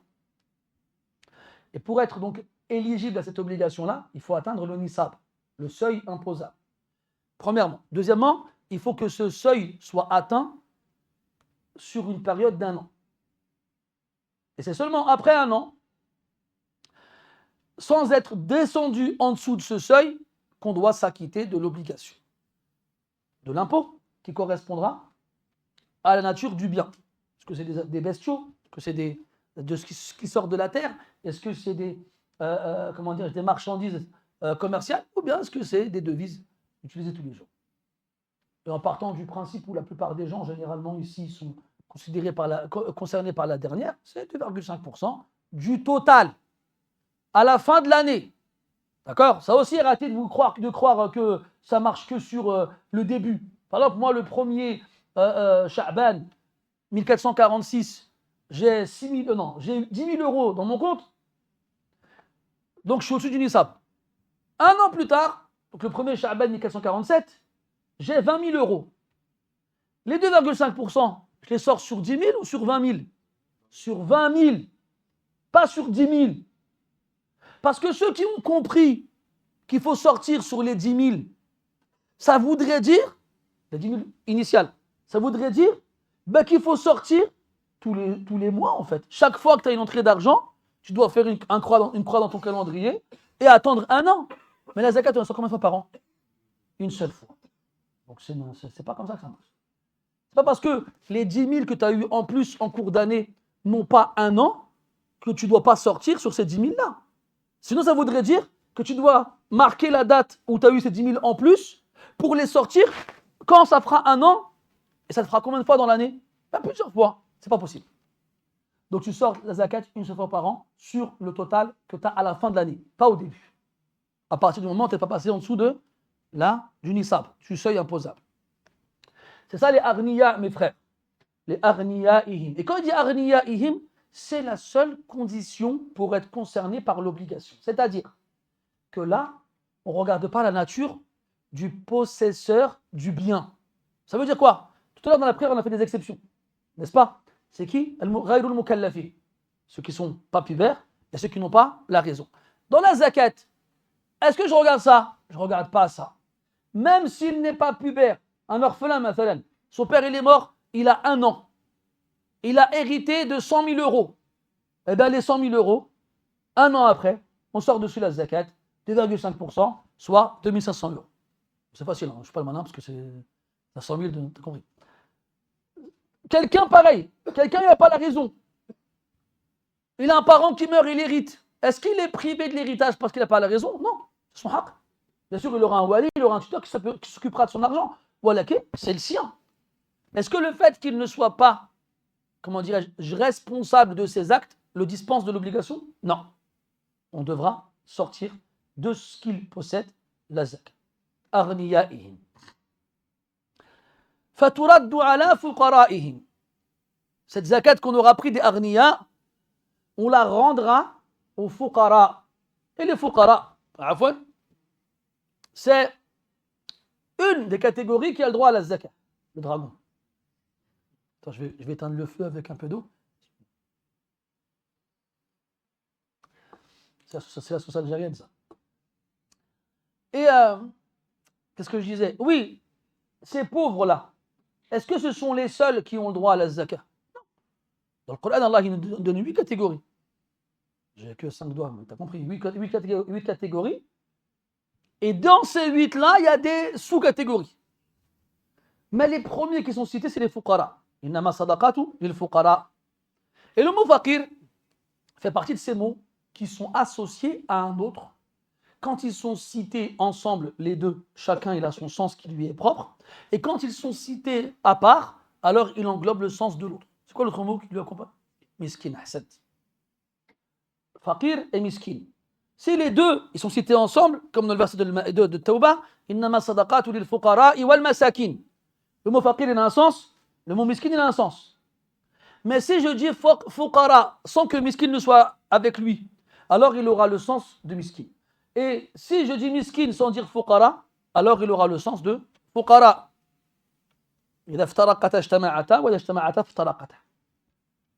Et al-faqir, en dehors de son sens linguistique, qui veut dire être dans le besoin, le besogneux, c'est celui qui vit avec moins de la moitié de l'kifaya, de la suffisance.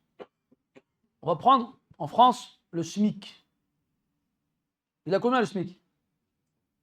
1400.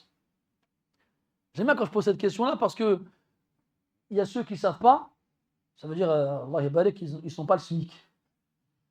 Et il y a ceux qui sont au SMIC, et Allah ghalib, ils sont au SMIC. C'est pour ça que quand tu sais, tu entends une voix, mais elle est lointaine. Tu sais, dis, 1400. Ça, c'est le seuil minimum. C'est quoi le reste? C'est insertion, c'est ça? Non? C'est quoi? Salaire minimum? RSA? Non, moi je te parle de ceux qui travaillent. Le SMIC, c'est quoi? Non, d'accord, je te parle du sens des lettres. SM, salaire minimum. C'est quoi? Personne ne sait. Allah est barak. Hein? Interprofessionnel et le C? Ah ouais, de croissance, d'accord. On est d'accord que dans 30 secondes, personne s'en souviendra. Taille. 1400 euros. Tu travailles, en France, quand tu travailles, le minimum que tu peux toucher, c'est ce salaire. 1400 euros. Et d'ailleurs, est-ce qu'on peut être miskin et travailler? Oui. Dans la mentalité commune, non. Chez les gens, tu travailles, tu n'es pas pauvre. C'est faux. Tu peux travailler et être pauvre. Parce qu'on va déterminer de ta pauvreté, pas en fonction de ce que tu touches, mais en fonction de ce que tu peux faire avec. Parce que quelqu'un est tout seul. Il loue, je sais pas moi, un F2. Il touche 1400 euros. Ces 1400 euros lui permettent de payer son loyer, de payer ses charges, de subvenir à ses besoins et de ne pas avoir besoin d'autre chose. Là, il n'est pas pauvre. Mais donne la même chose à quelqu'un qui a une femme, des enfants. Donc ils peuvent toucher la même somme et avoir des circonstances différentes. Allah dit dans le Coran Amma as-safinatu fakalat limasakin ya'maluna fil bahr. طيب. إذن, il a dit le fuqara. Le fuqara, ça englobe ceux qui sont dans le besoin. Donc on a les masakin, ce sont ceux qui vivent en dessous du seuil minimum. Donc le seuil minimum, on va dire, c'est le salaire minimum, c'est 1400 euros. Celui qui vit avec moins de 1400 euros. Et celui qui vit avec moins de la moitié du seuil minimum, tu ne divises pas, ça fait 700. Si quelqu'un vit avec moins de 700 euros, il est faqir. Faqir, c'est moins de la moitié. Et miskin, c'est moins que le seuil minimum. C'est comme ça qu'on se base. Chez les fuqaha, ils donnent des exemples avec des sacs de riz. Moi, quelqu'un a besoin, il va consommer à l'année 50 kilos de riz, individuellement parlant. D'accord? Du riz, des dattes, ce que tu veux. Eh bien, lui, si dans son stock personnel, il a moins de 50 kilos par tête chez lui, miskin. Entre 50 et 25. Et si il a moins de 25, il est faqir. Donc chacun, dans chaque pays, comment on détermine ces choses-là. D'accord? Fuqara'ihim. Il a dit fuqara'ihim, leurs pauvres. Avec une annexion, une idafa. Comment comprendre cette idafa, cette annexion? La première, ça revient à tu'khadhu min aghniyaihim wa turaddu ila fuqara'ihim. Le damir ici, le pronom, il revient à qui? Aux musulmans. Comment on sait? Ceux qui ont accepté qu'Allah est le seul à mériter l'adoration et que Mohammed est son prophète et son messager, qui ont fait la prière et qui ont fait la prière. Donc ce sont eux qui sont concernés. Qu'est-ce qu'on comprend de ça? Qu'on n'a pas le droit de donner la zakat à quelqu'un qui n'est pas musulman. La zakat ne va qu'aux musulmans. On a le droit de donner des sadaqat aux kuffars, on a le droit. Les zakawat, les impôts obligatoires et toute dépense obligatoire demandée par la loi ne peut pas être donnée à quelqu'un qui n'est pas musulman. Ça inclut donc la zakat, ça inclut les kafarat, les expiations. Certains péchés, quand tu les fais, tu dois les expier. Et des fois, tu dois les expier avec des choses à dépenser, comme notamment des vêtements à donner à des gens qui ne sont pas de vêtements, ou de la nourriture, etc. Et bien ça ne reviendra qu'aux musulmans, et pas à autre que. Sauf chez Abu Hanifa qui voyait que c'était possible, mais c'est un avis qui reste marginal. Dans tous les cas, ila fuqara'ihim. La deuxième chose qu'on comprend de ce damir, de ce pronom, excusez-moi, hein, il y avait aussi de la sauce nem.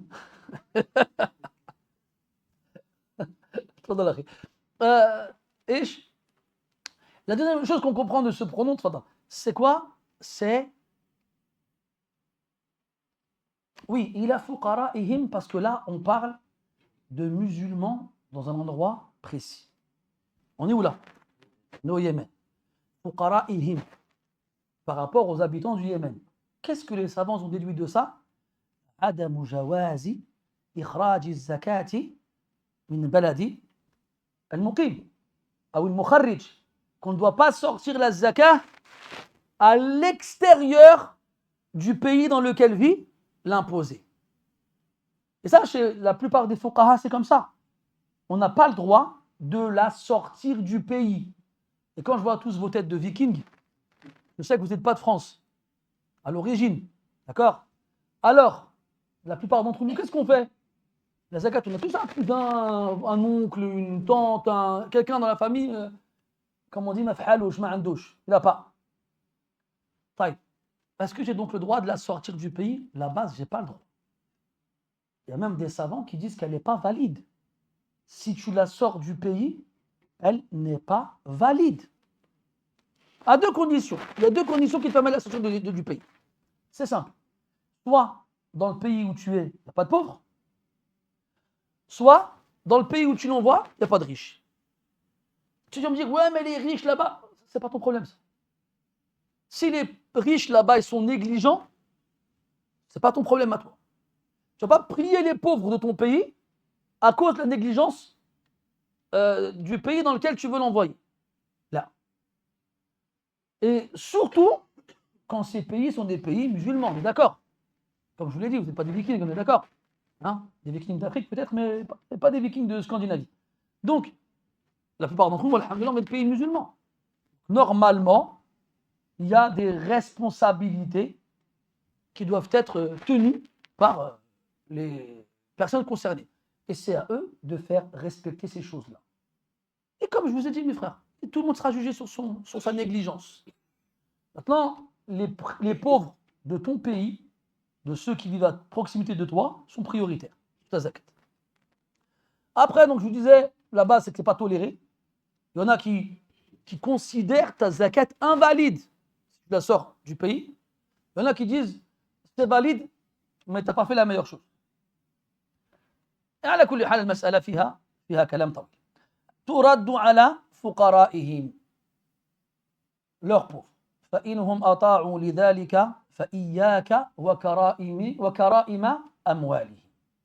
S'ils acceptent de s'acquitter de cet impôt, il a dit prends garde. إياك, ici c'est اسم فعل اسم فعل الأمر. اسم فعل الأمر. Prends garde à كرائم. كرائم جمع كريمة بمعنى نفيسة يعني أنفس ما لديهم من الأموال. Prends garde à ce qu'ils ont de plus, à ce qu'ils ont comme bien qui a le plus de valeur. Ça veut dire quoi? Toi, tu es le percepteur, il a envoyé Mouad pour percevoir leurs impôts. Il ne va pas choisir dans leurs biens ce qui a le plus de valeur. Est-ce que ça veut dire qu'il va prendre ce qui a le moins de valeur? Non plus. Il va prendre une valeur moyenne. Ni trop chère, ni trop importante, ni dérisoire et insignifiante. Donc là, il est en train de dire à Mouad, quand ils vont accepter de donner la zakat, eh bien, prends donc de leur bien la zakat, mais ne prends pas ce qui a le plus de valeur. Des dromadaires. Les dromadaires, ils n'ont pas tous la même valeur. En fonction de leur âge, en fonction de plein de paramètres. Prends pas ce qui a le plus de valeur. Prends le mu'tadil, ce qui est moyen. Sauf si celui qui doit sortir la zakat, min tibi nafsihi, de lui-même, il veut donner ce qu'il a de meilleur. Alors à ce moment-là, on peut le prendre. Mais que toi, tu le prennes sans lui laisser le choix, hadala yajuz. Iyaka wa kara'ima amwalihim. Donc là, c'est pour pas, comment dirais-je, pousser le riche à ne plus lui donner la zakat, et aussi parce que le pauvre n'a pas besoin de ce qui a le plus de valeur dans les biens qu'il va recevoir par la suite. Il a besoin de ce qui va lui suffire. وإياك وكرائم أموالهم. Et aussi parce que النفس تطمع في هذه الأشياء ويصعب عليها أن تتركها. Et aussi parce que l'âme humaine, elle a du mal, elle s'accroche à ces choses-là, elle a du mal à les délaisser. ثم قال واتقي دعوة المظلوم. Et c'est pour cette phrase que l'auteur il a cité ce hadith rahimahullah. Parce qu'on est dans un chapitre qui traite des injustices. Ittaqi, mets entre toi et l'imploration de l'opprimé une protection. Et là, c'est ma'touf ila ma qabla, ala ma qabla. Et il y a des ulama qui ont dit que si jamais tu prends leurs biens les plus précieux, tu auras fait du dhulm. Et donc, la personne qui sera victime de ce dhulm sera en droit d'implorer Allah contre toi. Donc, fais très attention aux biens des gens. En tant que percepteur qui a une autorité pour se servir dans les biens des gens, il doit faire attention à ne pas prendre ce qui a le plus de valeur. Qu'est-ce qu'on doit dire alors de quelqu'un qui n'a aucune autorité et qui n'a aucun droit de prendre quoi que ce soit appartenant aux gens? Et de façon générale, il fait référence au dhulm parce qu'il l'envoie comme amir, comme chef. Et le chef, il a un sultan, il a une autorité. Et le ghalib, أن الناس إذا جاءهم سلطان بغوا وطغوا. Et très souvent, quand les gens obtiennent une autorité sur les autres, ils ont tendance à être injustes envers les autres. Très souvent. Et ça, mes frères, tant qu'on ne l'a pas vécu, on ne peut pas le savoir vraiment. Mais l'âme humaine, elle a ça en elle. Quand elle se sent en position de force, elle a tendance à dépasser les limites. Un exemple, ça va te parler, j'en suis sûr. Pour ceux qui ont des petits frères. Attends, tu commences déjà à rigoler. Ton petit frère, toujours, il t'énerve. Prends tes affaires ou bien bref, il fait un truc qui t'énerve. Quand les parents sont là, tu ne peux rien faire. Et quand ils ne sont pas là, là, tu l'attrapes, tu lui fais. Tu connais le shampoing? Tu l'attrapes comme ça, tu lui fais le shampoing là, tu lui tires les oreilles, tu la ceinture. Et il ne peut rien faire. Il est plus petit que toi, il est plus jeune que toi, il a pleuré, il dit tu vas faire quoi? Maman, elle n'est pas là. Donc ça, c'est toi avec ton petit frère. Et puis on est d'accord que même si tu n'as rien fait, des fois il est là tranquille en train de jouer au droit avec ses cartes Pokémon, tu passes comme ça gratuit. La hagra du grand frère. Après, je sais que vous, machallah, vous êtes des gentils grands frères. Inch'Allah. Et mais certains grands frères, malheureusement, ils n'ont pas connu ça. Ça, c'est la position de force. Tu le pousses, tu vas faire quoi? Qu'est-ce que tu vas faire? Vas-y, tape-moi. Tu vas taper, ça ne fait rien. Tu lui en mets une, lui, ça lui fait quelque chose. Tu vois, cette position de force, ça, elle est relative à ta position à toi. Avec des petits qui ne peuvent rien faire. Qu'est-ce que tu imagines-toi? Tu as une arme. Imagine-toi, tu as un statut, un titre qui te met au-dessus des autres et que tu n'as rien à craindre d'eux. Rares sont ceux qui restent droits. C'est pour ça que dans les textes, Allah il fait les éloges du Hakim al-Adl, Sultan al-Muqsit, du gouverneur juste, du gouverneur droit, équitable. Parce qu'en vrai, c'est quelque chose d'extraordinaire. C'est-à-dire que tu es en haut de l'échelle sociale et tu respectes ceux qui sont en dessous de toi et tu ne leur fais pas d'injustice. Ça, c'est une action méritoire dont on est privé. Et on a vu que dans l'histoire, rares sont justement ceux qui ont eu ce titre et qui ont pu être droits. Dans le hadith d'Abi Hurayra radiyallahu anhu, les 7 qui seront sous l'ombre du trône d'Allah, le jour où il n'y aura d'autre ombre que la sienne. C'est qui le premier? Imamun adil. C'est qui le premier des 7? Un imam juste. Lui, il a fait quelque chose que personne ne fait, Ghaliban en général. Rares sont ceux qui y arrivent. Donc, c'est pour ça qu'il faut comprendre à quel point c'est quelque chose de difficile. Quand quelqu'un a une autorité, t'arrives toi, en plus c'est un qadi. Le qadi, c'est un juge. Il vient dire, t'as raison, t'as tort. punissez-le, prenez son argent, séparez-le de sa femme, etc., etc. Tu as une autorité. C'est pour ça que dans de nombreux versets du Coran, Allah il fait référence à ça. Comme notamment l'homme avec son épouse désobéissante. Il donne certaines options pour régler le problème. À la fin, Allah il dit quoi? فَإِنْ أَطَعْنَكُمْ فَلَا تَبْغُوا عَلَيْهِنَّ سَبِيلًا إِنَّ اللَّهَ كَانَ عَلِيًّا كَبِيرًا. Si elles vous obéissent, alors ne cherchez pas d'autres moyens de les rappeler à l'ordre. Et regarde comment Allah finit le verset. Car certes, Allah, il est le très haut, Aliyan, Kabira, le plus grand. Parce que comme Allah t'a donné une autorité sur ton épouse, rares sont les hommes qui s'arrêtent là où ils doivent s'arrêter. Malgré le fait que le résultat voulu a été obtenu. Alors ils ont tendance à faire quoi? À passer les limites. Alors Allah lui répond, tu t'es senti au-dessus de ta femme et au plus grand que ta femme. N'oublie pas qu'Allah il est au-dessus de toi et plus grand que toi. Et que si toi tu as une autorité sur elle, l'autorité qu'Allah est sur toi, elle est incomparable. Donc ne te laisse pas aller par cette envie de transgresser. Et cette qaïda, on l'applique pour tout le monde. Le mari avec sa femme, les parents avec ses enfants, le patron avec ses employés, le professeur avec ses élèves, etc., etc. Toute personne qui est concernée par qui a une autorité sur quelqu'un. Cette autorité-là ne le pousse pas à être injuste envers ceux qui sont en dessous de lui. Wattaqi da'wat al-mazlum. Et prends garde et protège-toi de l'imploration de l'opprimé. Pourquoi? فَإِنَّهُ لَيْسَ بَيْنَهَا وَبَيْنَ اللَّهِ حِجَابٌ. Car il n'y a pas entre elle, cette da'wa, et Allah de voile. Le maqsoud, c'est qu'il n'y a pas de mani'. لَيْسَ هُنَاكَ مَا يَمْنَعُ وُصُولَهَا إِلَى اللَّهِ فَيَسْتَجِيبَ لَهُ. Il n'y a rien qui s'interposera entre cette da'wa et Allah Azza wa Jal. Et il n'y a rien qui empêchera à ce qu'Allah Ta'ala y réponde. Voilà qu'il est important de préciser deux choses par rapport à da'watul madloum.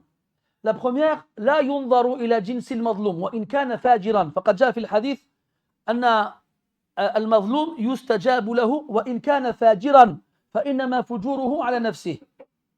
La première, on ne regarde pas la nature de l'opprimé. Ça veut dire que celui qui est victime d'injustice, on lui répondra à son dua, même s'il est pervers, même s'il est malfaisant. C'est quelqu'un de mauvais. Dans le hadith, il a dit quoi? Il a dit sa perversité ne le concerne que lui. Mais là, il était victime d'injustice. Dans le verset, Allah a dit Amma yujibul muttarra idha da'a. Muttar, c'est am. Tous ceux qui sont dans la nécessité absolue. La deuxième chose, c'est qu'Allah Ta'ala, il va y répondre à cette da'wa de la même façon qu'il répond à quelqu'un qui l'implore. C'est-à-dire, imma an yu'ajjila lahu bi talabihi fi dunya. Soit il va lui donner ce qu'il demande ici-bas. Wa imma an yaddakhira lahu ma huwa afdalu minhu fi al-akhirah. Ou bien qu'il lui laisse de côté ce qu'il a demandé en lui remplaçant par quelque chose de mieux dans l'au-delà. Il le laisse pour plus tard. Wa imma an yasrifa lahu min as-su'i mithlahu. Ou bien, troisièmement, c'est qu'il va épargner celui qui fait le dua d'un mal équivalent à sa demande. D'un mal équivalent à sa demande. واتقي دعوة المظلوم فإنه ليس بينها وبين الله حجاب. Donc c'est pour cette partie du hadith que l'auteur il a cité ce hadith ici dans le chapitre 2 de l'interdiction de l'injustice. Et là il s'adresse à qui? À une autorité, comment dirais-je, légitime, un percepteur désigné par le prophète alayhi salatu wassalam, ou n'importe quel percepteur désigné par l'autorité. Que dire alors de quelqu'un qui n'est pas désigné par l'autorité? Et en plus, quand il dit ittaqi da'wat al-madloum, prends garde, fais attention à l'imploration de l'opprimé, c'est par rapport au fait qu'il est pris dans les biens desquels il devait prendre la zakat, ce qui avait le plus de valeur. À cause de ça, à la base du hadith, même si le sens général on peut l'appliquer, c'est ça. Que dire de celui qui s'accapare les biens d'autrui injustement sans aucune forme de légitimité? Absolument aucune. Et je comprends que la nature de l'injustice variera en fonction de la personne qui la commet. C'est-à-dire que celui qui a une autorité et qui a à la base fait ce qu'on lui demande, mais qui a failli dans une caractéristique, une seule, il a pris les biens qui avaient plus de valeur. Rien qu'à cause de ça, il doit faire attention à l'injustice qu'il a fait subir à la personne. Maintenant, qu'est-ce qu'on doit dire de celui qui n'a absolument aucune légitimité? Donc, ce qu'on doit retenir, mes chers frères, c'est de faire très attention au bien des autres et de ne pas s'en approcher du tout. Hein, on avait vu la semaine dernière le hadith Man zalama qida shibrin min al-ard. On a vu que ce hadith-là, à la base, c'était Abu Salama qui le rapportait d'Aïcha radiyallahu anha parce qu'il avait une histoire, un conflit, une dispute avec un de ses proches, avec des gens sur une terre. Elle lui a dit Ah, Abu Salama, ijtani bil ard, débarrasse-toi de la terre. Parce que prendre une partie insignifiante de la terre peut être une cause d'une énorme punition devant Allah Azza wa Jalla. Et comme on l'a dit, il vaut mieux être dans la position de l'opprimé que dans la position de l'injuste. Wallahu a'lam.